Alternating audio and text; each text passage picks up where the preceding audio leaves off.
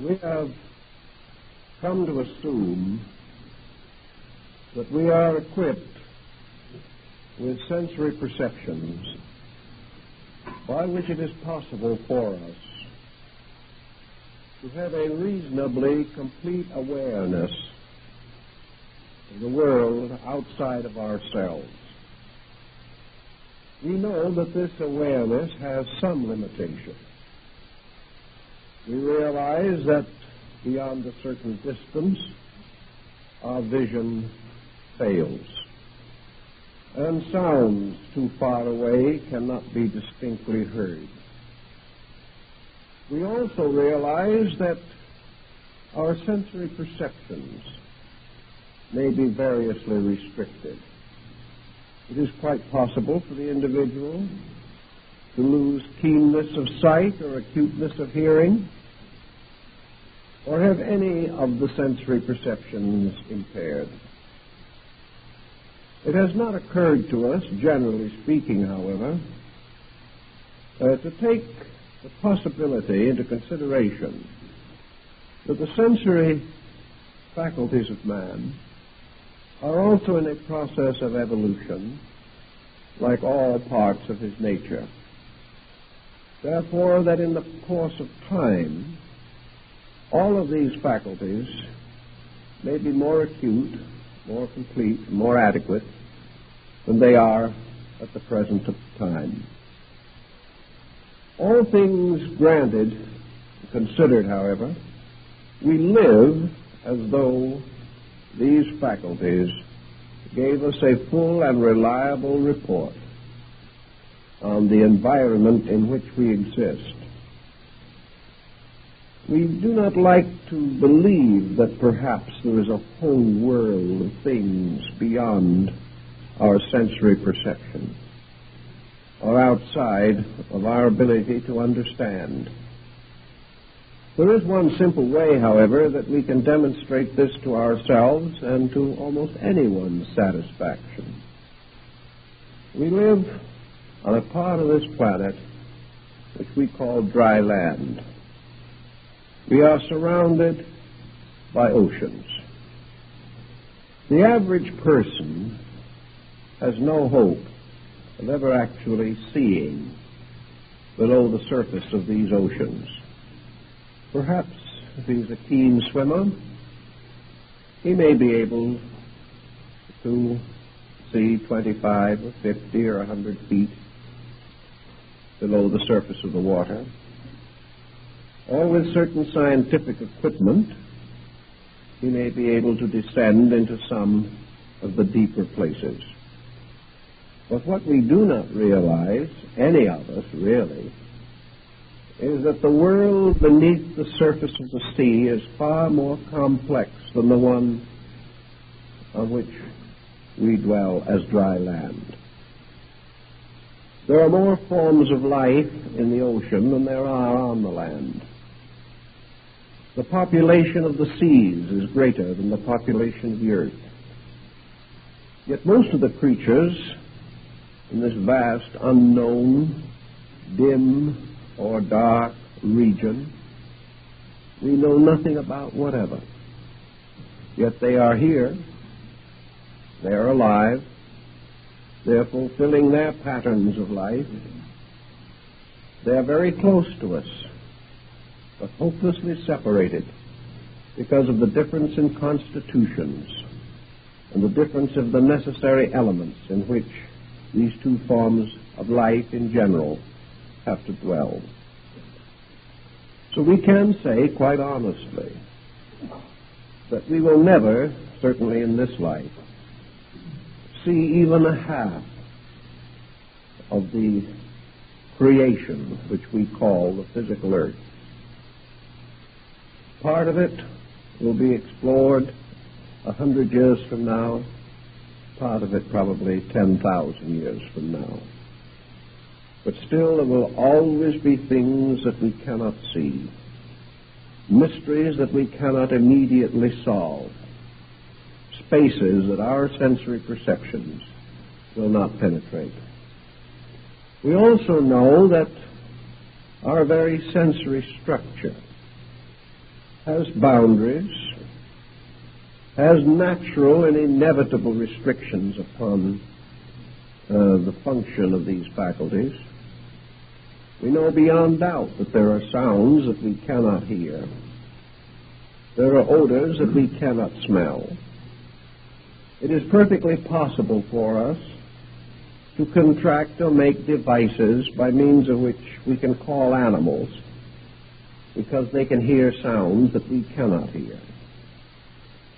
We therefore know that even humble creatures, rabbits and squirrels, are probably hearing sounds that we will never be able to experience. In the same way, sight is a most restricted instrument of penetration.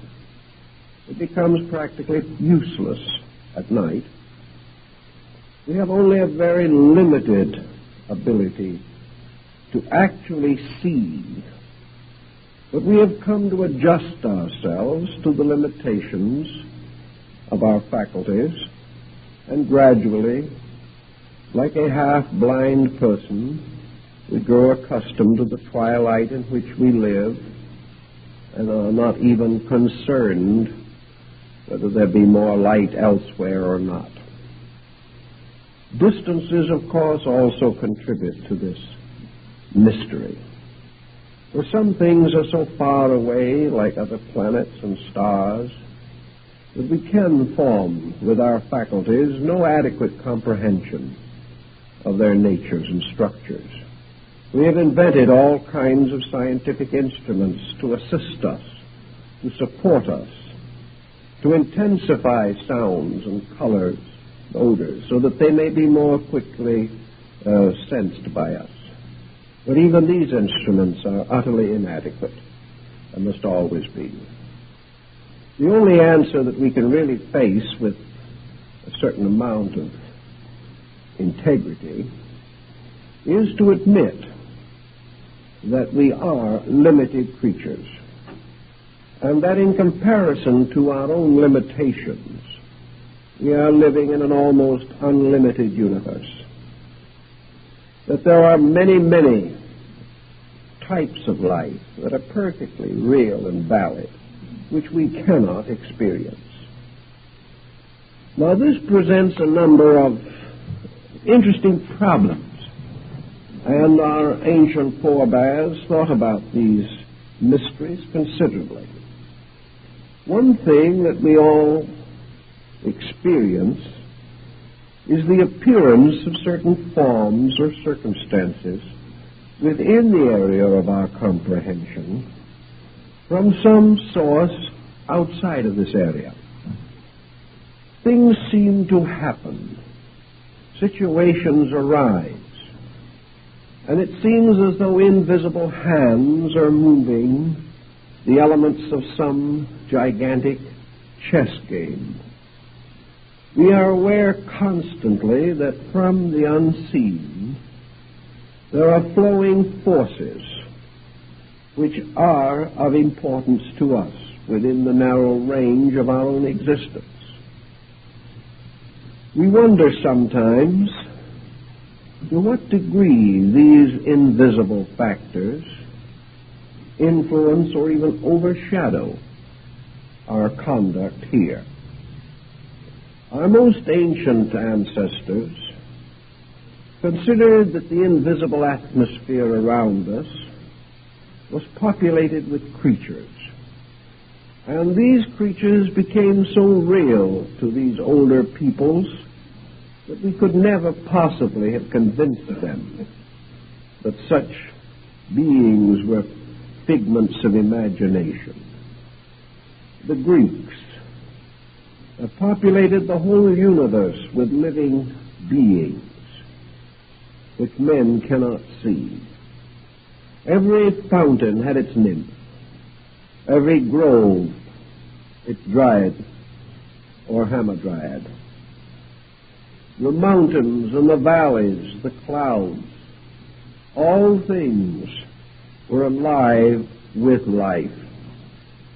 And the Romans went so far as to have their kitchen gods that lived under the hearth They had spirits for everything, and so did the old Chinese peoples. In other words, the Greeks and the Romans and the Egyptians and most Oriental nations recognized a populous universe filled with beings and forms of life that we cannot normally perceive. The highest and most august of these forms of life were considered to be deities, gods, demigods, and godlings of various orders and kinds. Even St. Paul describes hierarchs of beings invisible to us, and the early Christian religious art is resplendent with cherubs, archangels, and angels, mysterious beings that we do not see, but certainly were meaningful to the artists of the Middle Ages. Also, these older peoples could not but take for granted that nature, with its manifold structure, might very well sustain evolving forms of life similar to our own. Many different creatures can live in the same place at the same time, so long as the structures of these creatures are dissimilar. Two natures of similar structure cannot occupy the same place. But if the structure is different, if the elements of one body can move through the elements of another without interference, then we have no way of knowing whether other forms are present or not. And Socrates certainly held it to be a reasonable hypothesis that just as surely as men live in their own dimensions, fulfilling in the world of their own vibratory polarization all of the mysteries of existence, so there might well be other peoples living along the shores of the air or within the deep mysteries and fields of space, just as real as we are. And in this case, these other creatures, by the most sober reflection, may have come to the conclusion that we do not exist. It all depends on the point of view. And if this point of view is different, we are isolated by this separateness of attitude or belief. Now, it certainly would normally appear that the belief that there are other kinds of life close to us, pertinent to our affairs, would have to be supported by some kind of evidence. Man just doesn't believe these things for no reason at all. And probably the kind of evidence that has most commonly arisen is the result of internal experiences by certain persons. There has been considerable record that human beings may, under certain conditions, seem to experience dimensions of perception not commonly distributed among us. The visions of saints, the ancient meditations of sages and seers, the testimonies of saviors, all these would seem to sustain that some persons have a more extensive faculty perception range than others.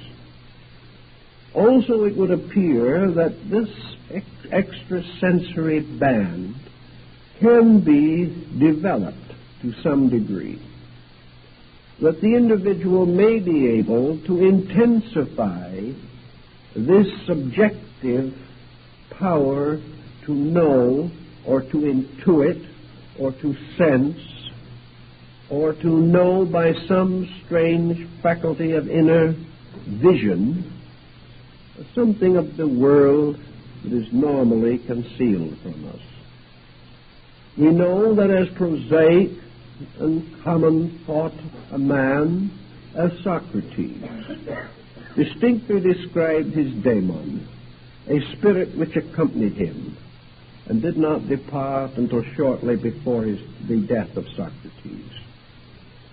Socrates believed that this daemon really existed, and from every part of the dialogue it would appear that he saw him, conversed with him, and knew him.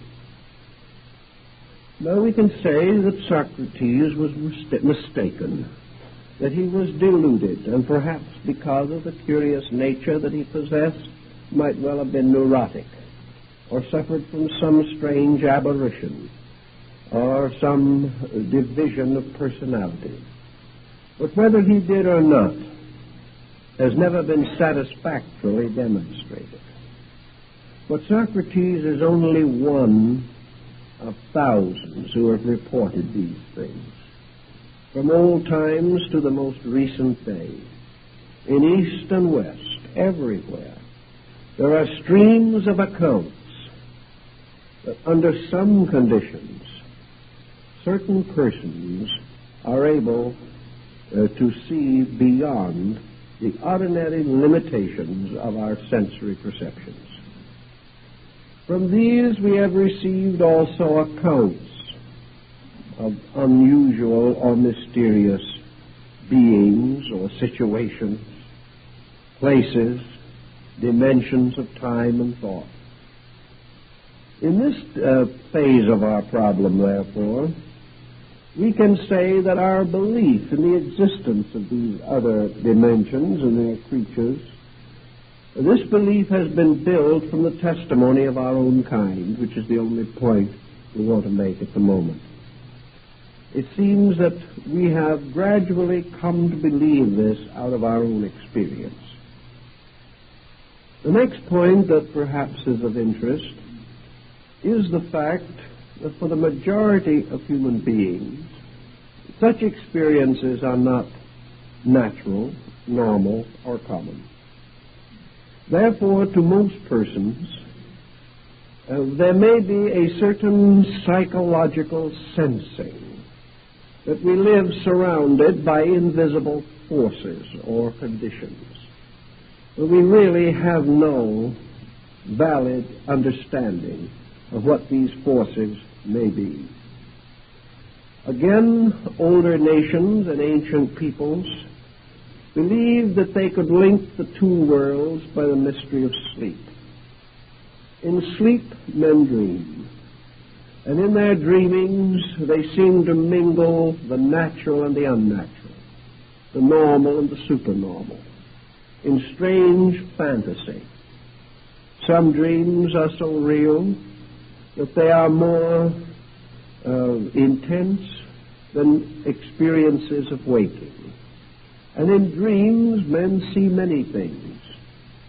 And in trances, and in various comas, strange experiences are recorded.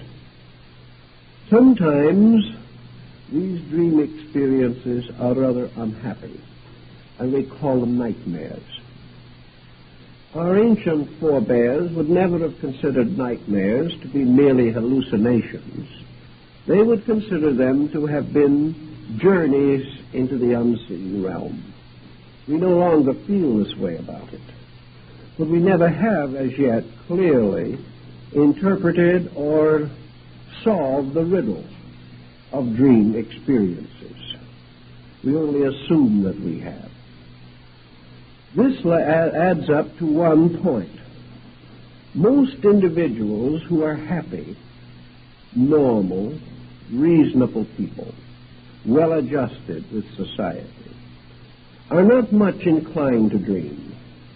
And if they do, they have but very slender memory of their dreaming. Some research would indicate that perhaps we all dream whenever we sleep, but we do not remember. The pressure of these dreams is not great enough to burden us with any continuance or to be carried forward into our waking state. Therefore, the dreamer is most apt to be a neurotic. he is apt to be under pressure of some kind. Perhaps his dreaming will have the hallucination of narcotics.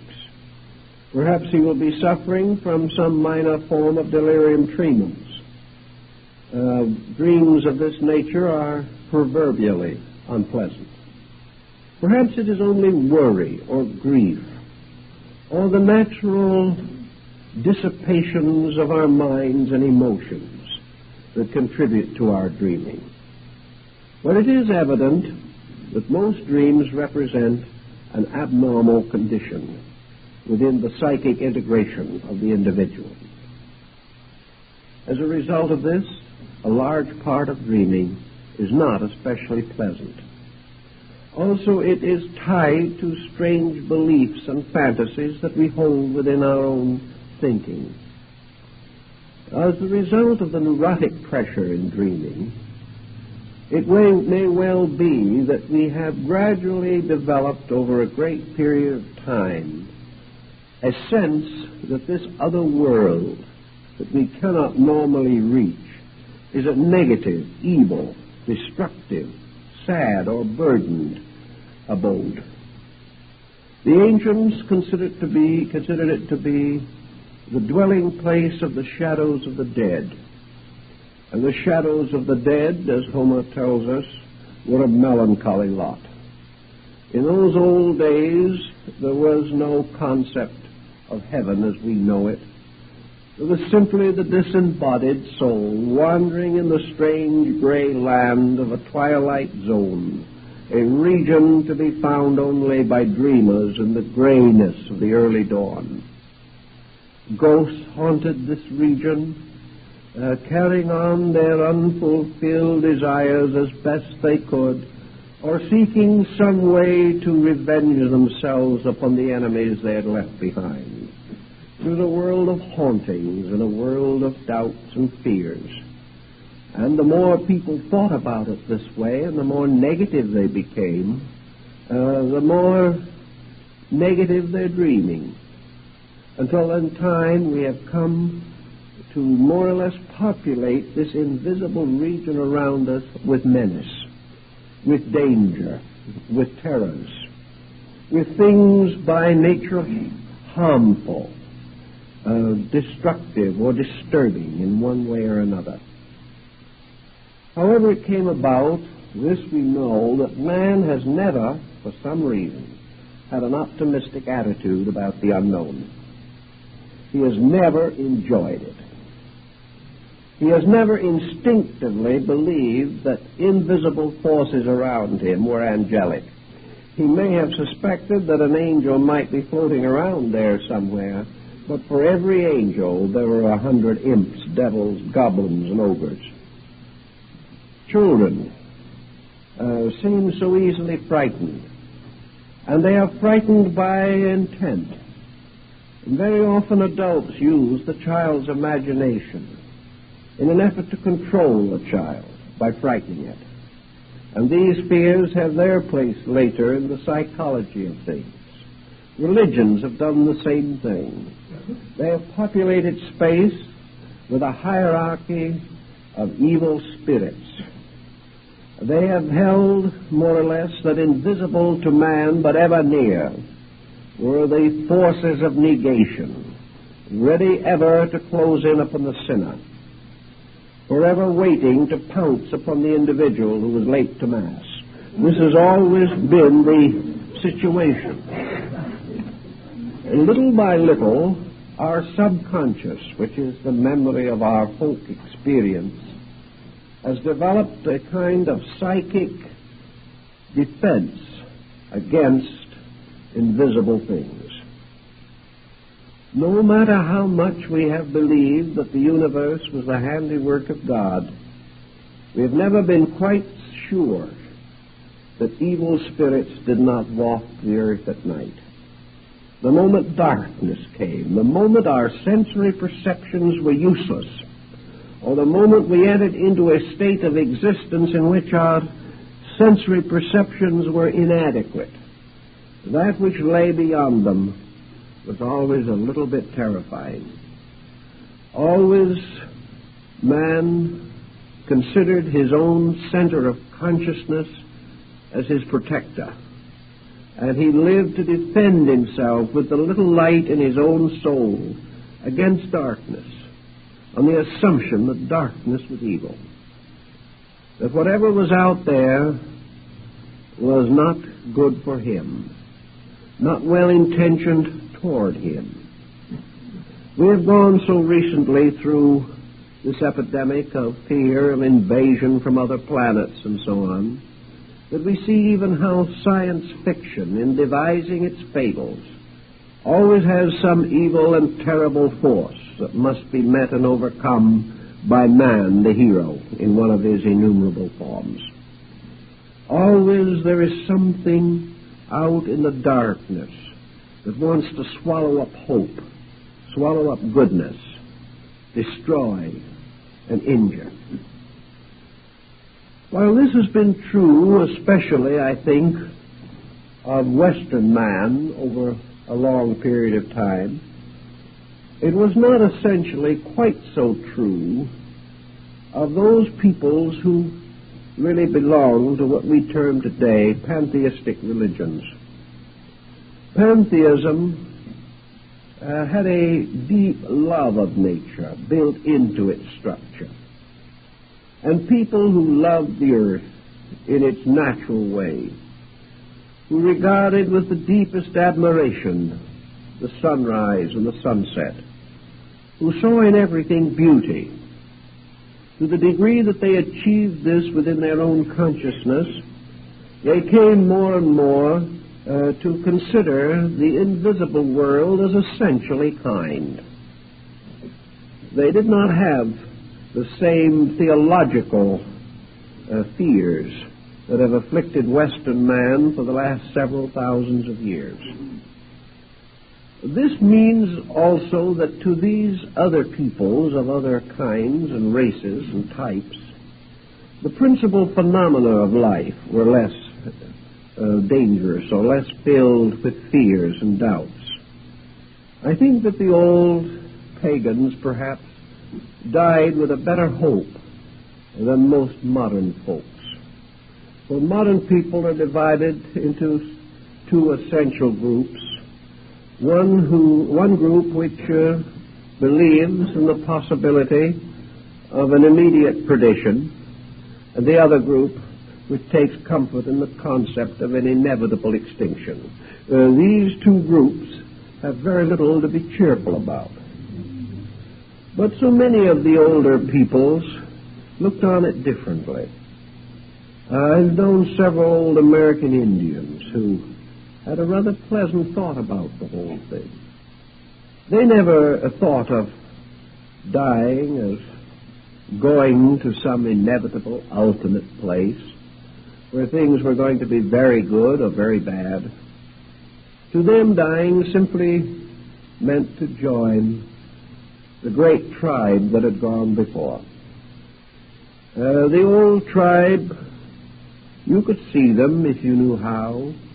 You could look out at night and see their campfires in the sky, with the stars, with the campfires of our ancestors. It was all right. You went out, you joined those that had preceded you, you respected your parents, therefore you were not afraid to face them later. You expected your children to respect you, and when in some future day the old clan or the old tribe assembled again, everyone would get along. That was the way it was thought out. There were no great or horrible misgivings. There were no monsters over there. It was not so different from the world we live in here, only perhaps the seasons were a little better, the hunting easier, not so much sickness, and everyone lived longer without grayness coming or the body becoming bent with years. It was a going on of things which we have more or less lost.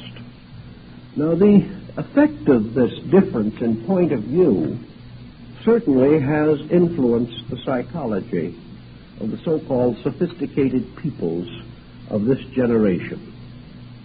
Because we have denied so much, because we have ignored what we could not understand and ridiculed the ways of our forebears, we have deprived ourselves of a heritage of peace, a subconscious acceptance of the universal good in all of its proportions.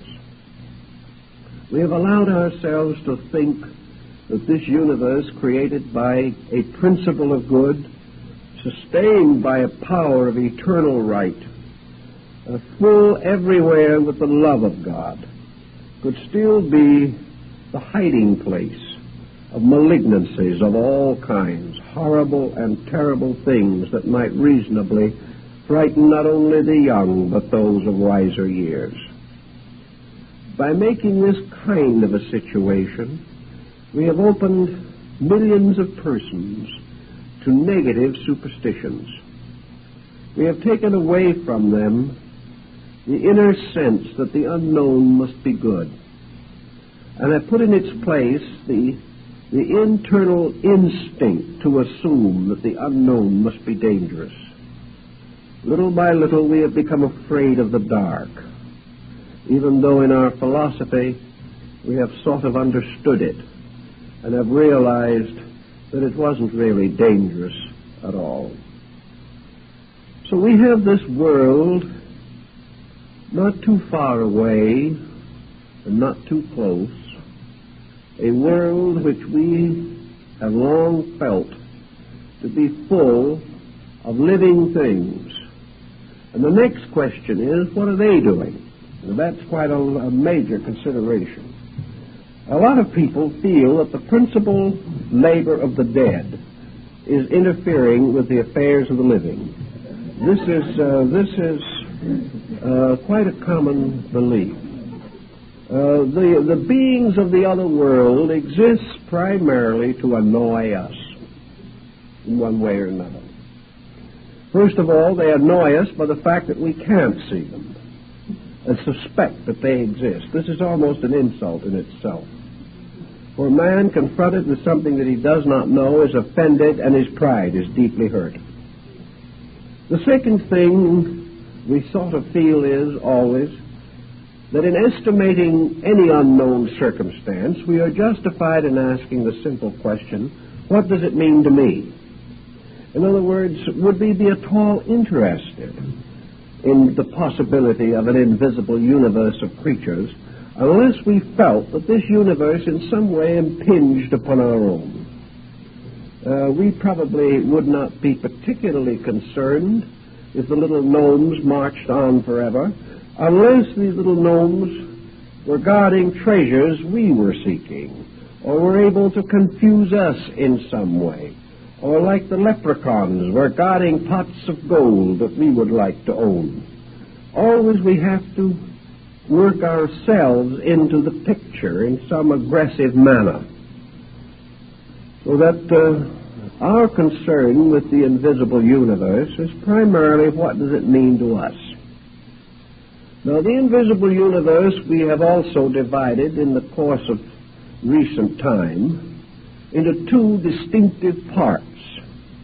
One might be termed a universe of possible living organisms. That is, creatures that might have forms or shapes or have empires or nations. The second type of thing that might be out there is simply force in one of its innumerable manifestations. Here are energies which we would like to know more about. Cosmic rays, all kinds of vibratory factors, a universe of closely interwoven energies, electric, magnetic, a universe filled with resources that perhaps we could use in one way or another, much as we have used electricity. One great motive, therefore, today in exploring this unknown world is in the hope that we shall find in it new sources of raw materials for the maintenance of our physical purposes. Perhaps sometime, if population problems become sufficiently intense, we may find it necessary to feed ourselves from the air. by extracting from what we would term empty space the vast charge of mineral magnetic substance which we know is there. We might also have to learn more about the rays of stars moving through space, understand better the mysteries of the transmission of sound and color and forms, as in radio and television. This invisible space around us, therefore, is a vast scientific potential. This potential is purely materialistic. It assumes that all these things exist, but that they are merely attenuated forms of the common things we know. Perhaps some of them are a little more distant from our comprehension, but to many people today, the unseen world is a vast potential for scientific exploration. We don't expect to meet anyone out there, but we do expect to find in these mysterious dimensions about which we know so little today new ways of preserving and extending our own empire. These are the things that we are most concerned with. This means, of course, that the philosophical or religious import of such considerations are left for mystics and idealists and dreamers to take on. And some do. We have had an increasing number of persons attempting, even on a scientific level, to justify the belief that we are going to actually find habitable zones in dimensions with which we are not even familiar at the present time.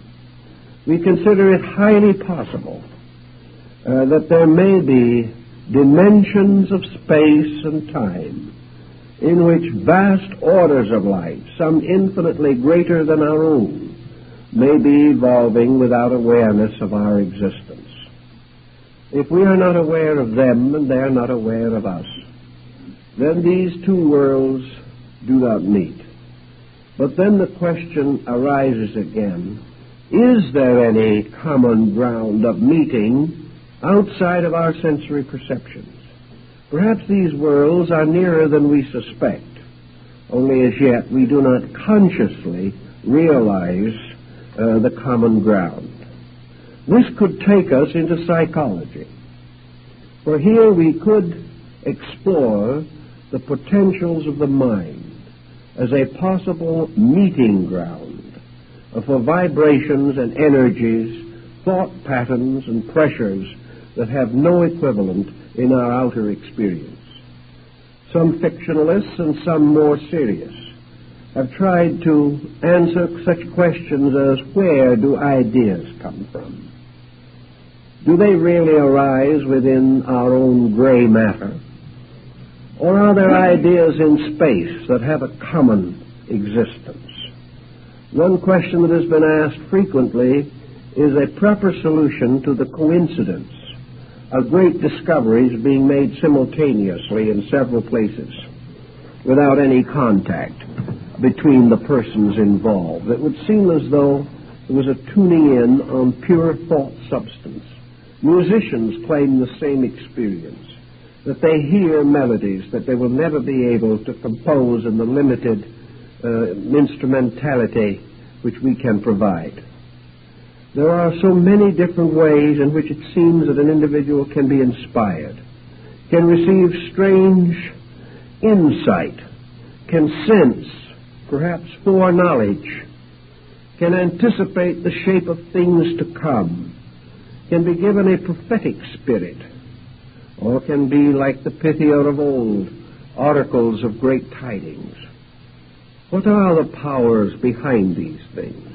Are they simply some neglected areas of ourselves, or is there some region within our own natures in which we share or mingle with other worlds that we know not of?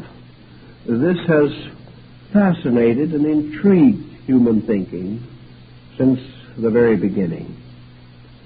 Now, against this situation, which we can face with a reasonable amount of common sense if we really sit down and try to work with it, We come also now against the rise of fantasy. Just as surely as we can write soberly of these unknown matters, so can we fictionalize, dramatize, or romanticize all such abstract types of thinking.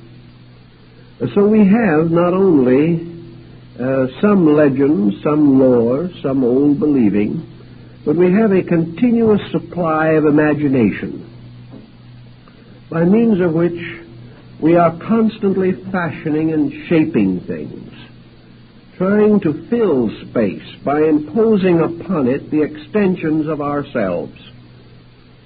Therefore, a great part of man's effort to describe the invisible world around him has simply been the extending of himself into it. Actually, this is not a factual approach. This is not real. But while it is not real, it is reasonably frequent. And in most cases, what we call the exploration of the invisible is simply a rationalization by means of which we try to make the invisible merely an extension of the visible. We try to consider it merely a more attenuated earth, or another place where beings with temperaments and dispositions like our own have their habitations. And because these other creatures are like us, we have every just reason to be frightened to death of them. We suspect that they might do to us what we might well do to them.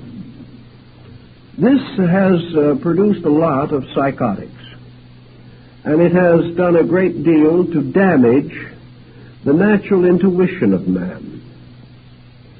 Somewhere, if we are to believe the old philosophers and the old mystics, there are faculties in man for the just investigation of these matters. Man can only investigate these things from his own structure. He will never invent a device that will be adequate. No matter how far he carries his present intellectual labors and his scientific labors, he is never going to be able to achieve those things which are restricted to function of consciousness itself, because man cannot invent a mechanical equal to consciousness. He can develop exactitudes, but he cannot evolve creative machines. So that the individual has to depend upon these inner resources. Now, it is interesting, but whether he knows it or not, his own inner resources are the simplest approach to the matter. Infinitely less complicated than the extravagant method of experimentation for centuries trying to work out a device that never quite fulfills its purpose. Man, in order to find out what is anywhere, to understand anything, visible or invisible, to clearly understand and know the substance of any reality, must have within himself the capacity to experience reality. Between him and this capacity is the vast structure of his own opinions.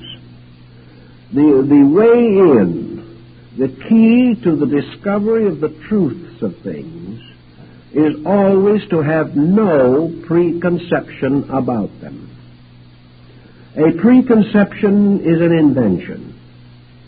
And a preconception in the subtle substances of thought becomes a molding force. And everywhere in life, that which we preconceive comes upon us. Whatever we expect, we experience. Not because it is true, but because it is expected. And from the mysterious substances of things which we cannot analyze adequately, we are continuously seeing the reflected images of our own preconceptions about these things. Now, man is a creature of preconceptions. Man has never been a person or a being that by nature sought first the facts of things. Man has always sought to prove that he is right.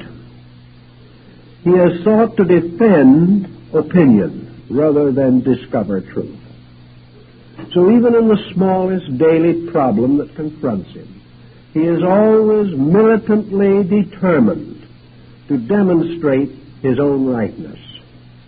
And the only way in which he can do this is by creating a reflection or a contrast, by insisting that something else or someone else is not right. So in the search for whatever might be out in space, the discovery of the situations or the substances or elements that may be there, the beginning of true discovery is to create an instrument that is not only sensitive enough to achieve the purpose, but is in itself in no way contaminated by any element or circumstance which will distort the validity of the report.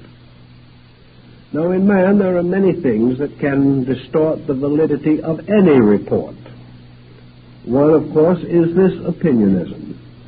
One is the conditioned faculties of his own thinking.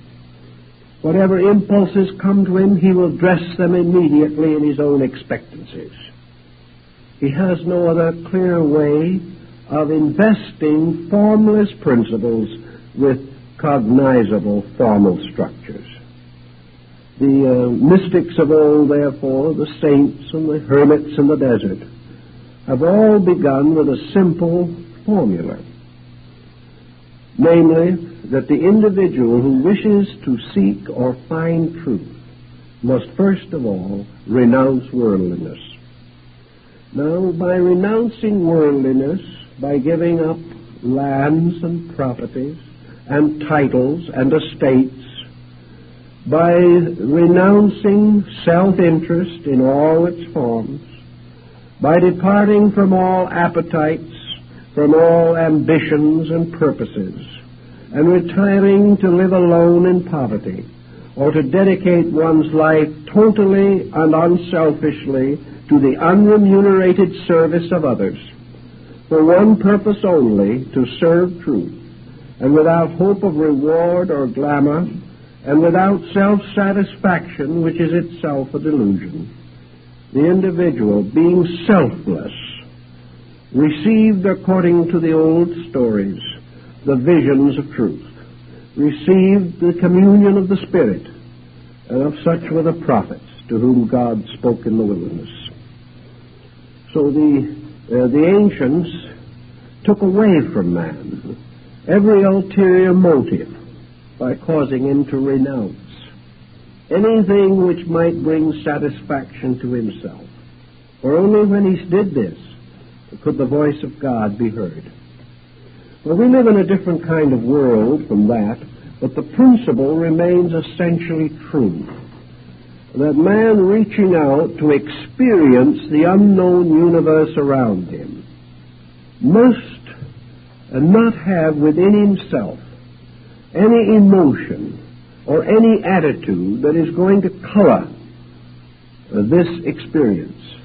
If he has any such conditioning circumstance, he will only reflect himself, and he will never know what was actually there. The very personal experience will obliterate the possibility of contact with something greater. If he therefore is convinced that this universe around him is full of fearful things, he will experience only its fearfulness. What its substance is, he will never know. For every demon he expects, he will find a demon. For every evil spirit that he believes to be there, he will find an evil spirit. Because he will find always what he expects, and in the magic mirror of space will see only his own face reflected. The only way to break through, then, is to reflect nothing from yourself, to have no preconception, to have no attitude, to have no feeling or belief about the thing. but to try with absolute sincerity to experience neutrally the nature of this thing itself. Now, to do this is not easy, and I would strongly advise no one to start on it late in the evening. Actually, before it is possible to explore these higher dimensions, as in the examples of advanced yoga and in the higher disciplines of Tantra and even of Zen, long before the individual can attempt or should attempt any such exploration of things, he has the long task of self-preparation. It is utterly ridiculous for anyone to assume that he can approach the unknown with complete peace of mind at the present degree of his development. He must first go a long way in self-discipline before he is free from both fear and hope. For just as surely as the images of fear are but delusions, so most of the images of hope are likewise unfactual.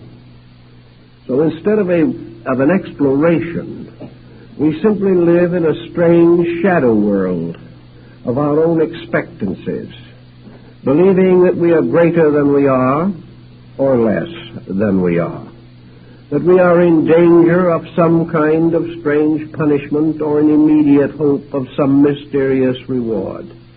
But actually, the true substance of this unknown condition is unexperienced. We do not have any concept of its true nature. Buddha likened this final experience to the Mahaparinirvana itself. For in this absolute contact with space and eternity, we come into one with all the root and causal essences of things.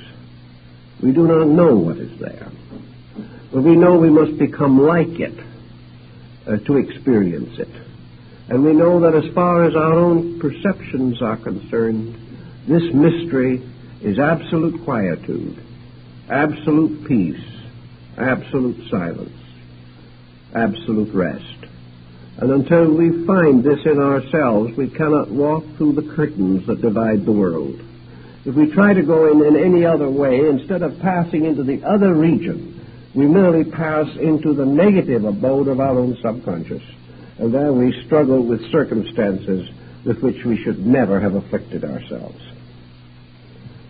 So in this way, we try to summarize the first aspect of our problem, which now sums up to the simple fact that with the exception of a few highly disciplined and highly conditioned people, there is very little contact between these two conditions of space. There is very little contact between the worlds as we know them, because the vibratory polarities are sufficiently separate that only occasionally is there a flash across this region or this realm. And such a contact is based upon some strange passing sympathy that comes and goes. It is a mystery. It is something that is lawful, but we do not understand its laws. For all intent and purposes, man has also been created with some kind of a defense mechanism. And this was given to him on purpose. If it was primarily intended that man should be a citizen of two worlds simultaneously, he would be. If it was proper to his need at the moment that he should see this other side of place and space, he would. Also, if it was necessary or proper that he be continually molded or conditioned by forces dwelling out there, he would be aware of this process. But apparently it is not part of the original intent of things. It is not a part of the purpose that man must presently fulfill, that he should lean upon or be conditioned by this other region. Under certain conditions, he may have a passing experience of it, in dreams or in visions. but it is not his normal or proper abode. And if these visions be too numerous or conferred upon those ill-prepared to receive them, they lead not to helpfulness, but gradually to disaster. So they're not needed. They're not part of the plan. We do not need the conscious participation in this other world. What we need and must develop is our ability to regulate and control and direct the affairs that we face here. It is therefore consistently demonstrated that the individual who becomes too much involved in the exploration of other dimensions is likely to become negligent of his immediate affairs.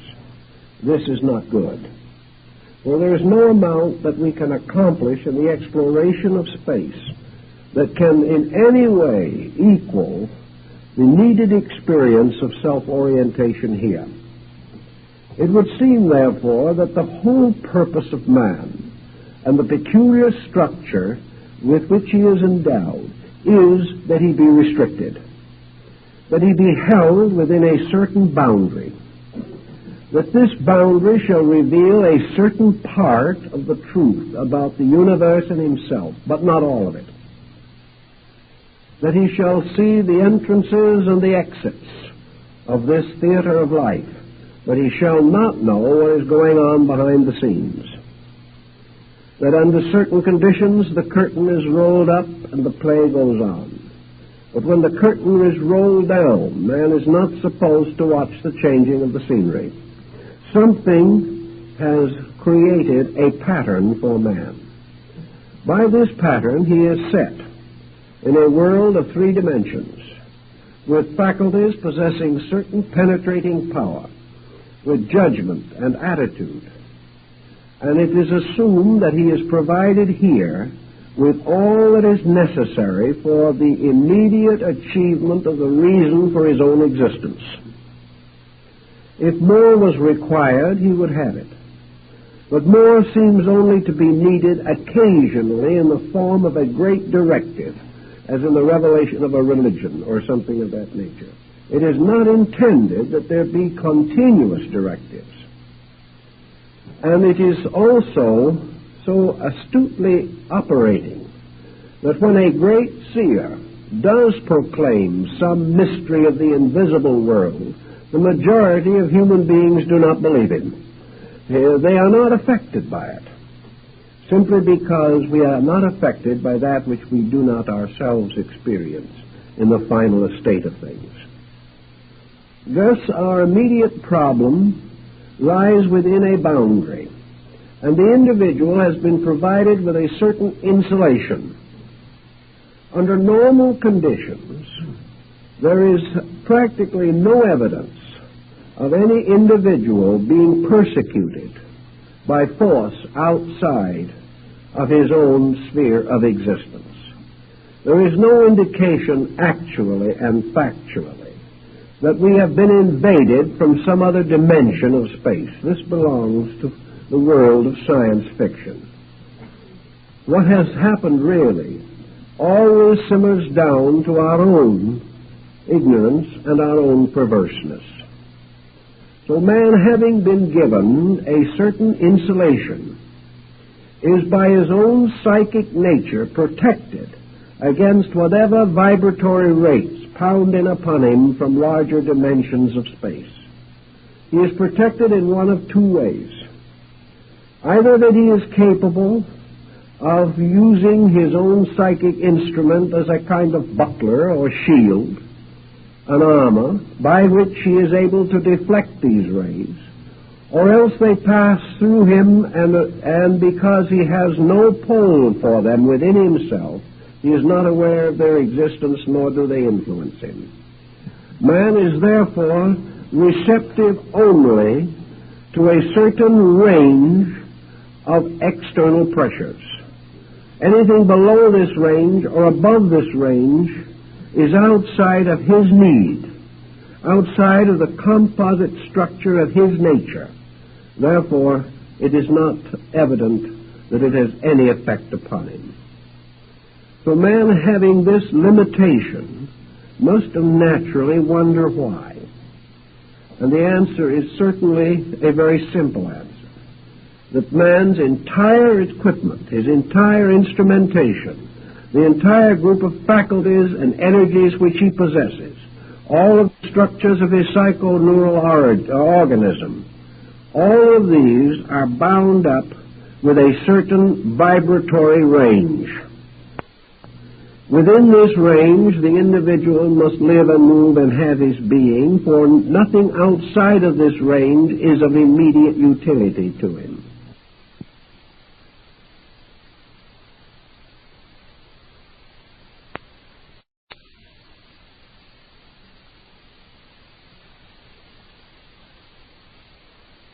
Such larger participation in the cosmos as he may require is automatically provided for by nature itself, that he shall therefore receive his proper allotment of energy from the sun, or receive what he needs from the various cosmic energies in space. This allotment is his inevitably. But for the rest, he is supposed to function within a certain range. And within this certain range, he has about all he can achieve. And ancient peoples recognized, therefore, that man already lives in two kinds of worlds, but that instead of these worlds being the physical universe as he sees it, and the invisible universe around it, these worlds are actually the visible universe as he sees it, and the invisible regions within himself. The unknown world, which must constantly concern the human being, is his own inner life. And his own inner life is the symbol which he has attempted to justify by casting his reflection upon space. Space, the outside, the invisible universe around us, is merely a symbol for the unknown within us. And theoretically, in order to solve any region of the outside mystery, we must solve the corresponding region of the inside mystery. So the human being has the same problem almost as the first remarks we made about the planet.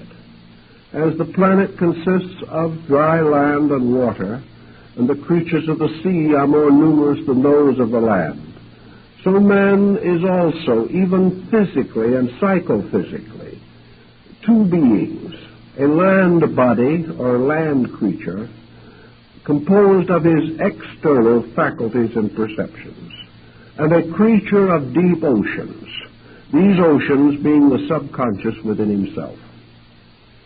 This subconscious is strangely populated. The inner life of the individual is far more mysterious than his outer. It is also more complex and more meaningful. But because we have lived in the objective side of our nature, almost since the dawn of our creation, and because also the faculties that we know are all more or less pointed outward to give us contact with environment but not with self, we have labored under the continuous disadvantage that we lack the organized, obvious means of exploring the one region which is the challenge we all must face. Everything, therefore, that we reflect upon the unknown around us is due to the distortions of the unknown within us. And this unknown within us has given rise to all the fears, all the doubts, all the uncertainties, all the griefs and grievances with which we have attempted to mutilate the outer universe. Every problem that we fear on the outside exists only on the inside. This means that the individual from within himself is constantly releasing orders of mysterious beings. These mysterious beings are benevolent or evil creatures, according to the qualities of our own thought emotional patterns that bring them into existence. But all of them become the mysterious inhabitants of sleep, the mysterious monsters of dreams and nightmares and visions. So the person attempting to solve the mystery of himself by reference to the outside space is trying to continue to use the faculties with which he examines environment in the belief that if he can go far enough into the invisible around him, he will find cause. This he cannot do any more than he can find the cause of life by building a spaceship that could take him to the furthest star in our galaxy. He might learn in that way to understand that star, but the secret of life and of reality will be as far from him as it is today, because he cannot travel outwardly to discover that which can be experienced only inwardly. Truth can be discovered only by experience. A man can experience nothing but himself. He can contemplate all kinds of things, but the vital experience of I know can only come from the internal life of the person.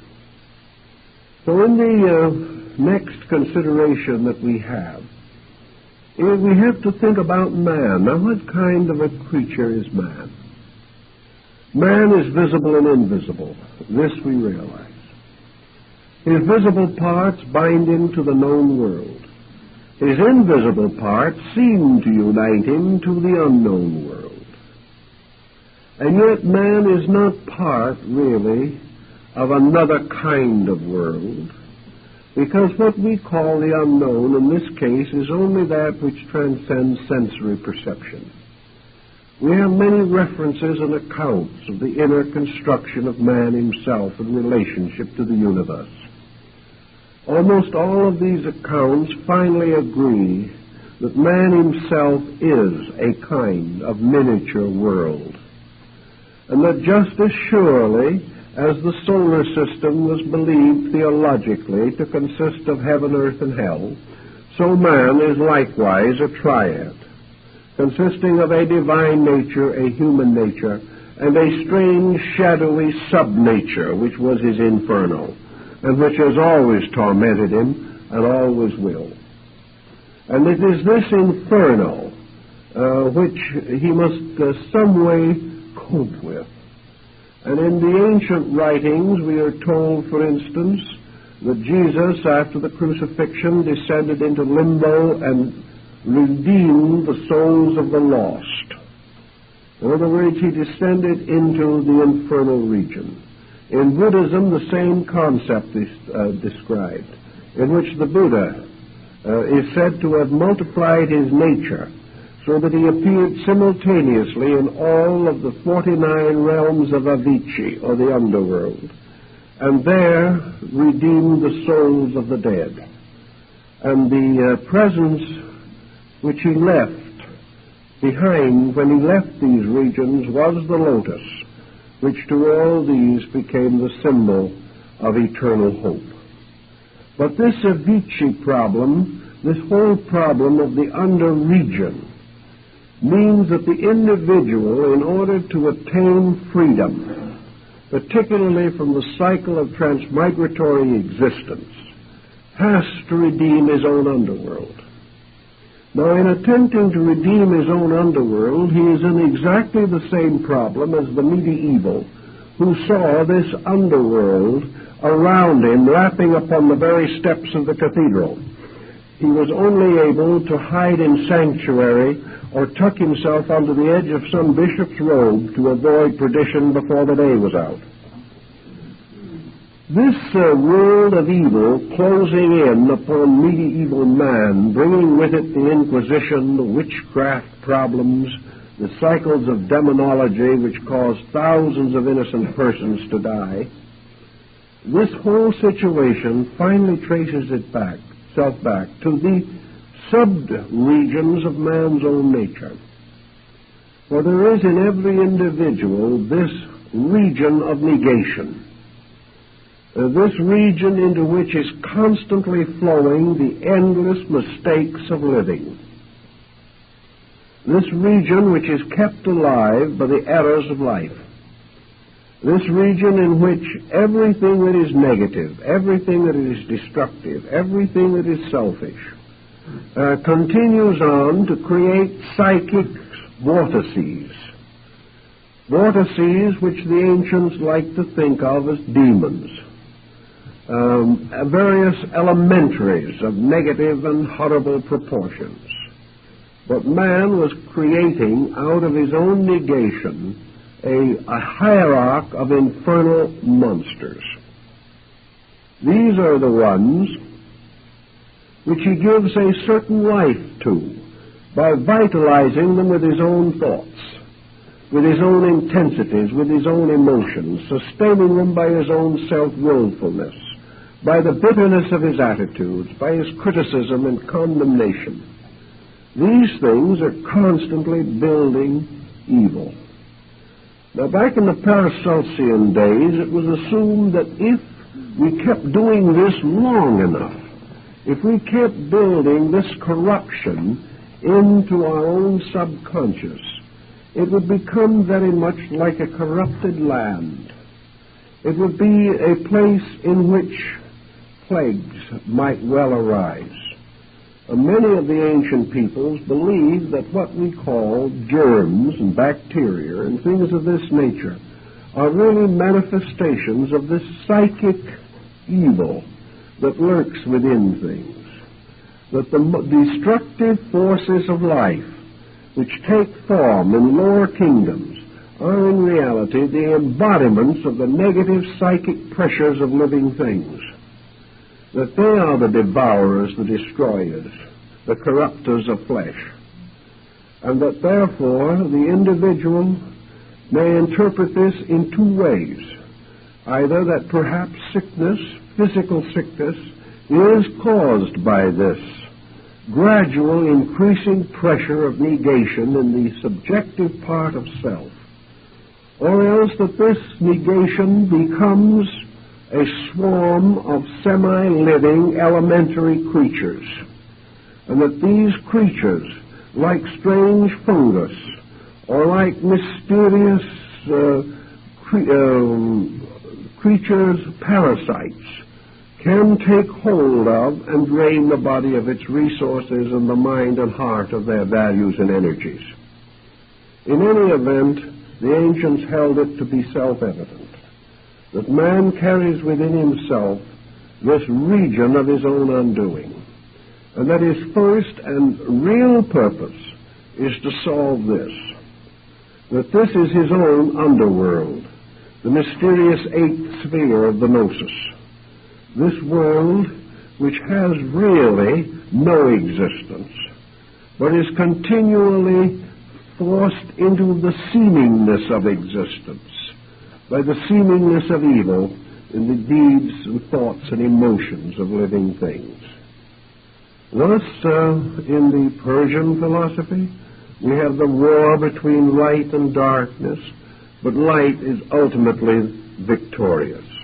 And in the struggle between all good and all evil in the nature of things, truth is ultimately victorious. For it is truth and truth alone that can set us free. And truth in this case represents always the disciplines of a doctrine of integrity, by means of which we drain this swamp of its corruptions. So in the older philosophies and so on, it was assumed that whatever evil man saw around him was but the shadow of the unconquered negation within him, that he was forever projecting this negation out into space, that this negation by projection invested itself with countless forms, some of which come back upon man in hideous proportion, such as war, crime waves, great pestilences, and outbreaks of nature.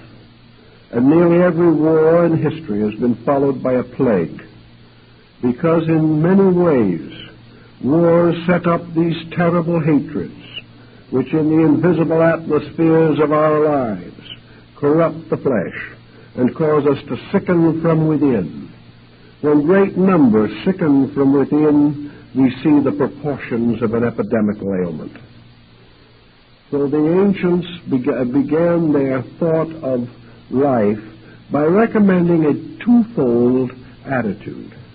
Man instinctively desiring to see the world around him and to solve its mystery, and also desiring to see a better world within himself and solve its mystery, may function in both regions, using each to symbolize the other, and both to attain the common good.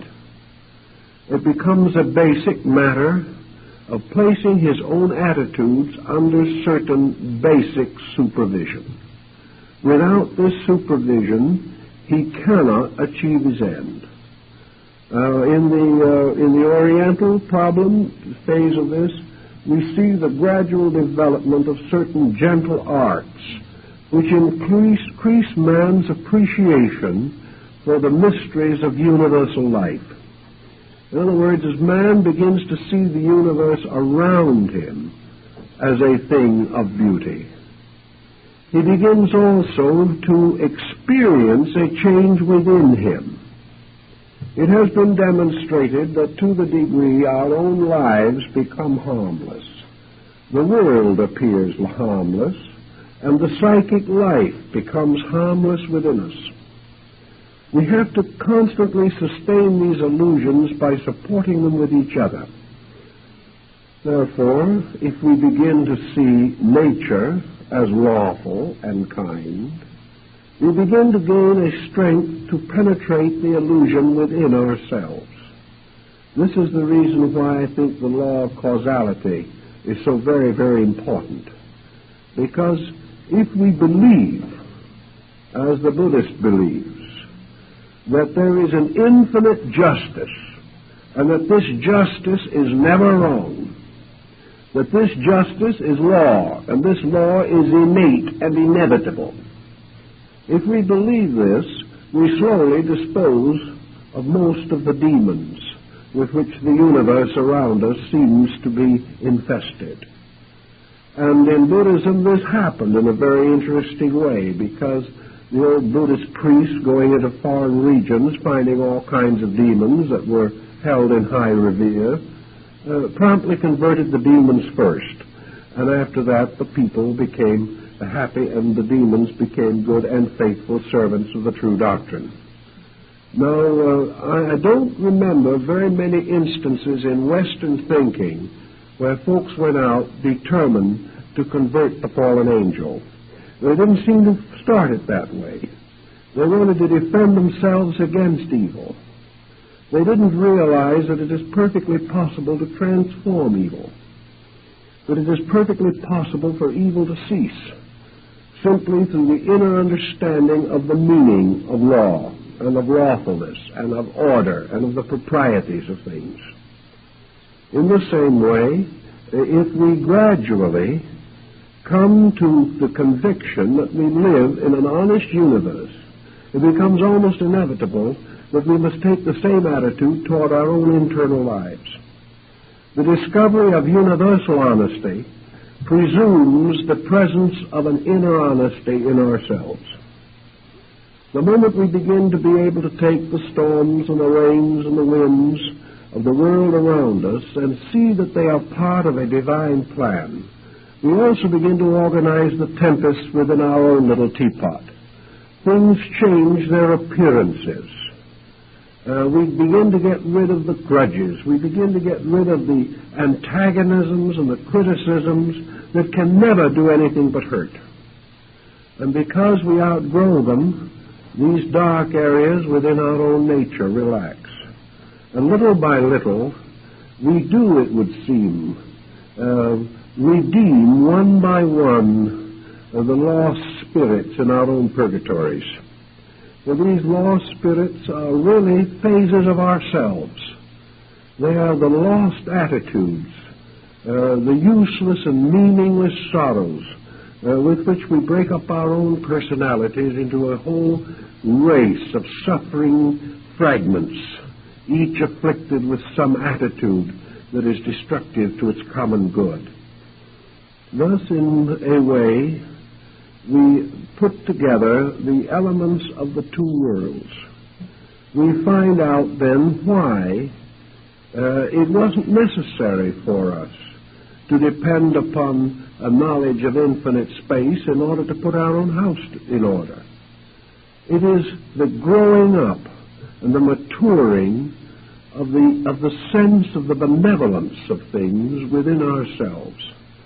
And this experience has to come as an experience, not as a known fact of outer living.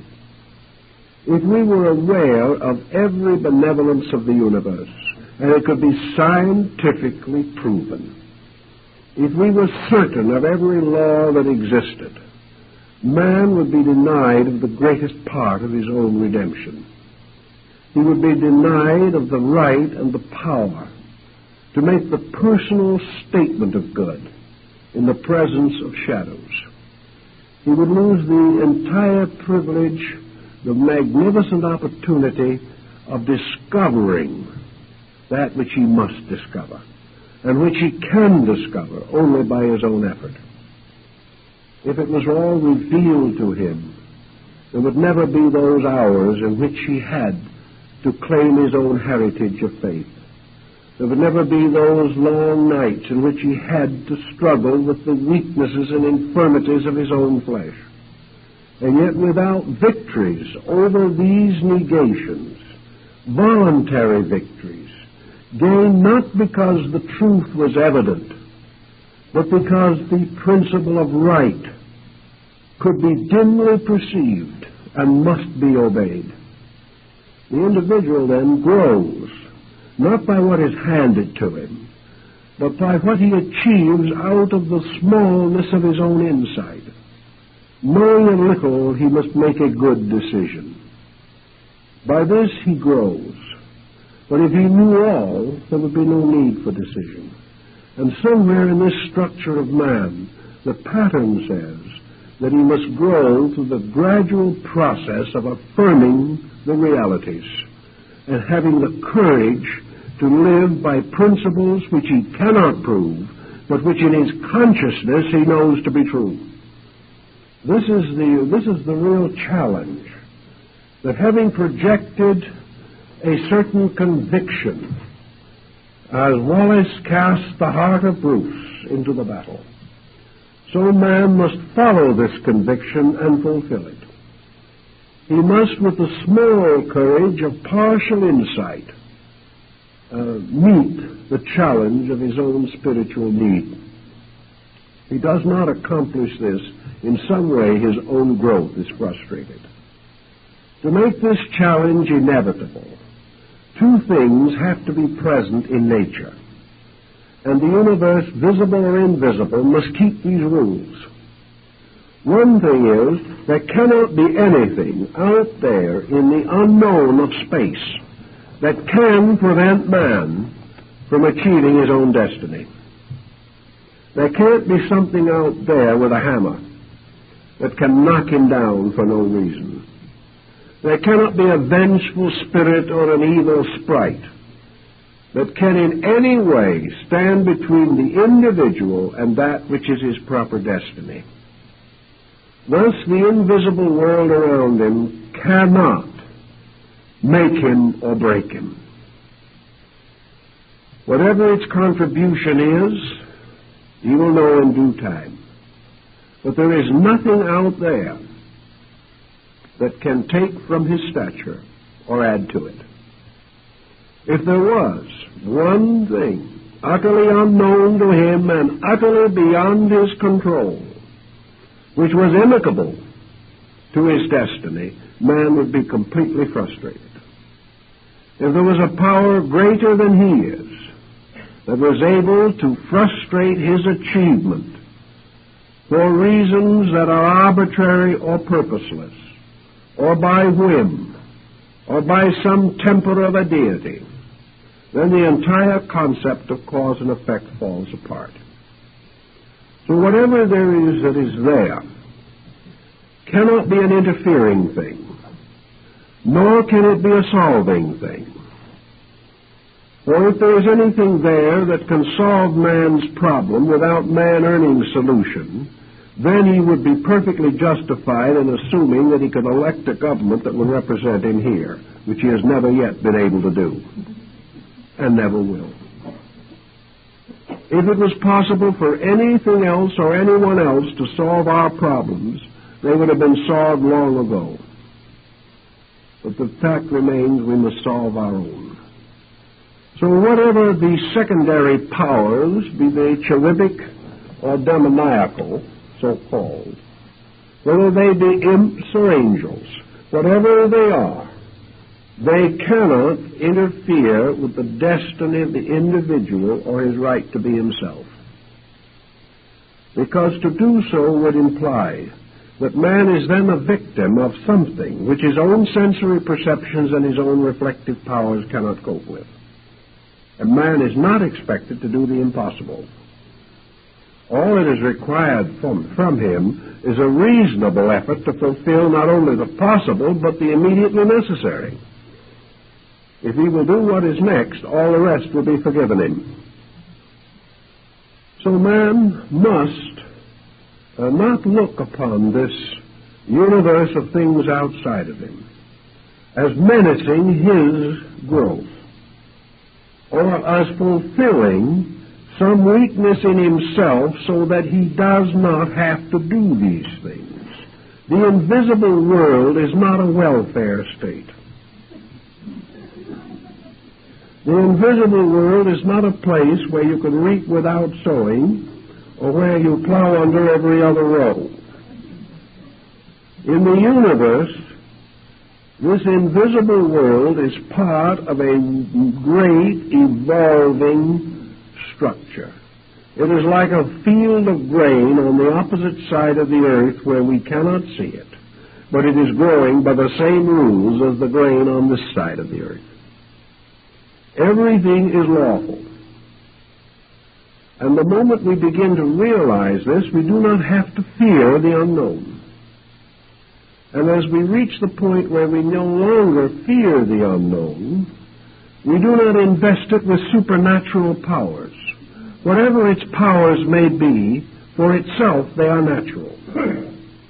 Whatever these powers may be, it is inevitable that in the order of our way of life, they cannot exercise a supernatural effect upon us, or again they would interfere.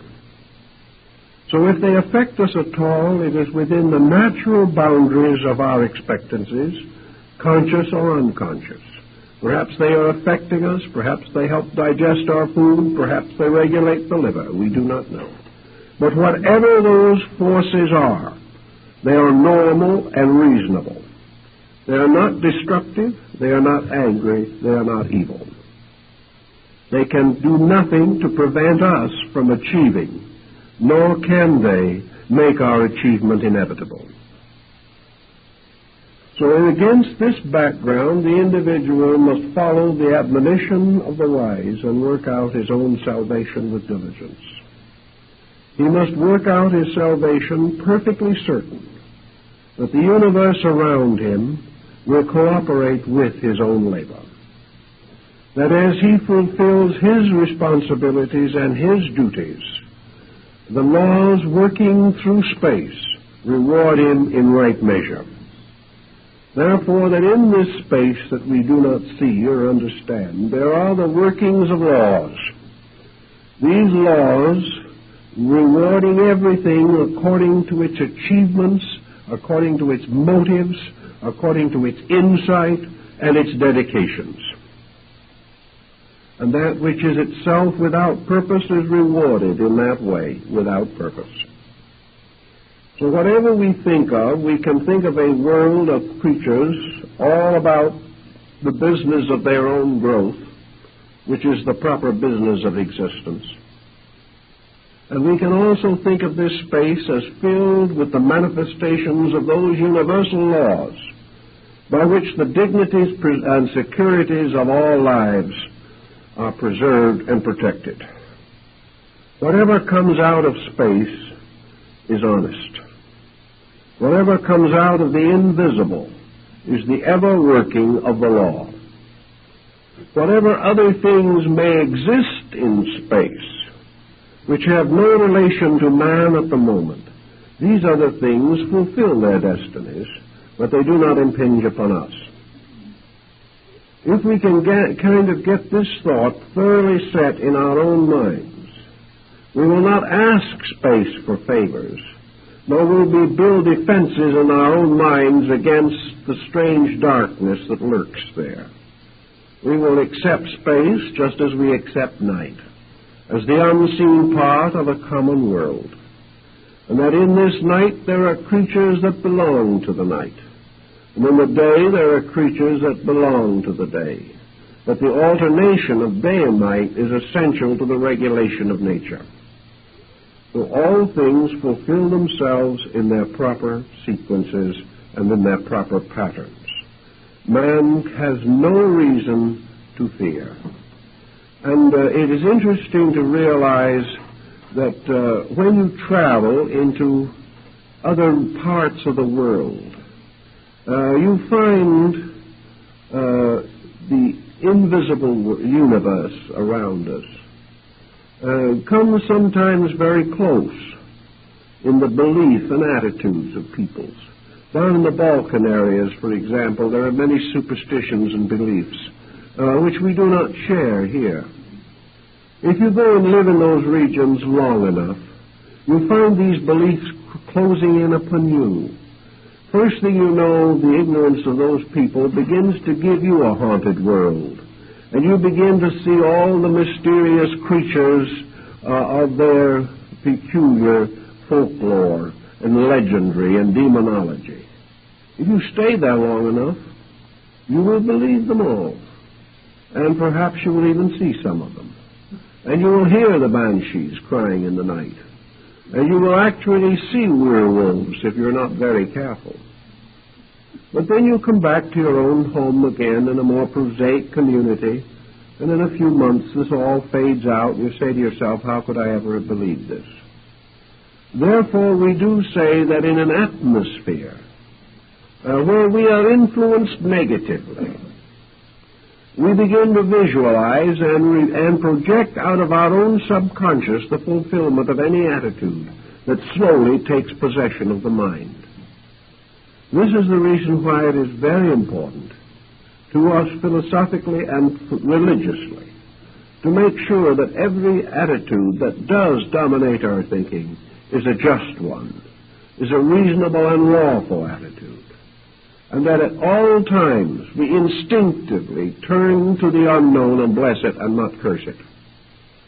And we can only reach this instinct where within ourselves we have ceased to curse anything, where we have gradually learned to experience the inner part of ourselves as beautiful, and experience all other people as fulfilling their natural destinies and growing according to their lights and their ways, and that little by little all hatreds, all dissonances, all discords vanish from our own consciousness. The moment this happens to the individual, he can no longer be the victim of obsessing demons or horrible dreams, nor can he be terrified by the night, nor can he look around him in the world and not knowing the thinking of other people, begin to suspect that all these people are terrible and hateful creatures. Sometimes perhaps he is wrong. Perhaps some of these people are not quite as good as he thought they were. But his own health, his own survival, his own integration demands that in his own heart he keeps seeking until he finds the good. He cannot acknowledge the evil in anything without acknowledging it in himself. So all this problem of working back and forth, of creating strange fantasies of sleep and dreams, of nightmares and all these things, result also gradually in the building up of collective patterns. And in these patterns, as we see them working in the world today, we see negative patterns gaining strength all the time from the common misunderstandings and false attitudes of people. These patterns become customary. But regardless of how many hold the pattern, how much the substances of the subconscious are contaminated, there cannot be one person contaminated who does not accept the pattern himself and permit it. No matter how prevalent the evil is, each individual must accept that evil and be infected by it through some action of his own. He cannot receive this evil because another million has it. He can only partake of this evil if he has corrupted his own integrity in some way. So there is no power in nature or in the universe that can hurt the individual who has not opened himself to being hurt by a disobedience of the natural laws of benevolence. If we keep this constantly in our thoughts, we will not be so subject to hauntings and things of that nature, and life in general will enable us to get along with those we can see and also the ones we cannot see in a reasonably pleasant manner.